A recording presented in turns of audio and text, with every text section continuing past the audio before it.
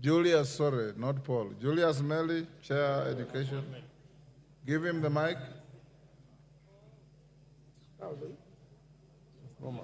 Thank you, Mr. Speaker. Mr. Speaker, from the onset, I rise to support this bill. Mr. Speaker, this bill is quite progressive, and I want to ask members who have opted not to read the report, and I think as part of the parliamentary procedures, Mr. Speaker, you gave your guidance that every other bill that is tabled in the House procedurally goes to the committee, and the committee did its work very diligently, led by Honorable Kimani Kuria. They went down and met the public.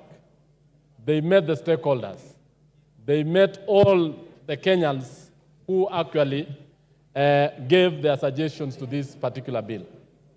Honorable Speaker, as we debate this particular bill, we need to know that as the bill stands now, Honorable Kuria and members of the budget of planning committee, that is a committee, have made a raft of proposals on amendments that are very progressive, very important, and in fact, certain issues that are being discussed by members in this floor are not part of what the committee recommended. But the committee recommended a number of things. That one, taxation of certain nature. For example, let me just give an example of the deletion of certain clauses. Clause 124 on motor vehicle tax. Previously, the bill, when it was tabled in the House, Mr. Speaker, had made proposals on motor vehicle taxes, the bread tax, and many others. But the committee, in its wisdom, and having had the Kenyans, and having had the stakeholders, actually deleted most of those clauses. That the members opted to address the public and Kenyans as if the committee has not made its report in the House is not good, Mr. Speaker. Mr. Speaker, let me just go down and enumerate why I support this bill. That clause 23 is actually on the issue of athletes. There was a proposal to tax the income by the athletes.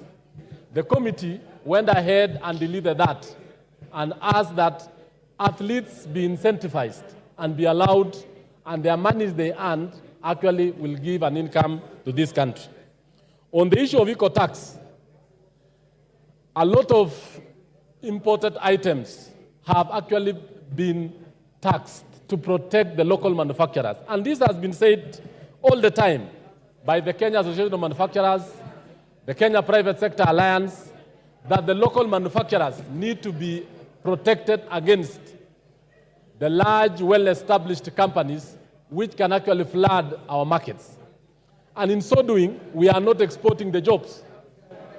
When we buy from foreign countries, and Mr. Speaker, I would just want members to know this, we are actually exporting jobs to those nations. We are actually exporting money. And that is why, from last year's finance bill, we have been able to stabilize the issue of foreign exchange. We have also been able to bring the inflation down.